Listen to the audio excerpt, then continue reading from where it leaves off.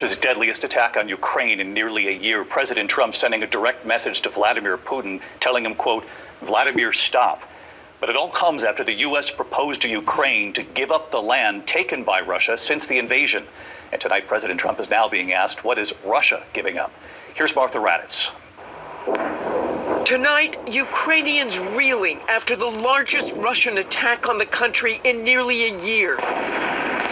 Missiles and drones striking the capital, Kyiv, leaving at least a dozen dead and more than 100 wounded.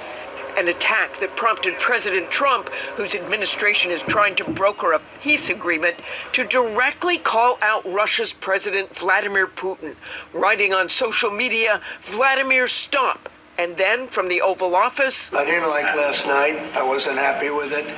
And we're in the midst of talking peace and missiles were fired. The strikes coming just hours after Trump lashed out at Ukraine's President Volodymyr Zelensky for rejecting the U.S. peace proposal that would prohibit NATO membership for Ukraine and would force Ukraine to give up land that Russia has seized since its invasion, in addition to giving up Crimea. Zelensky saying, we will negotiate, we will not surrender.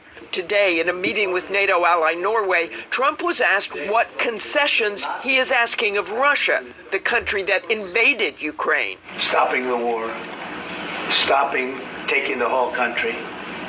Pretty big concession. Certainly not a big concession in the eyes of President Zelensky, who would have to allow Russia to keep land it seized illegally. Zelensky saying there must be real pressure on Russia to stop this.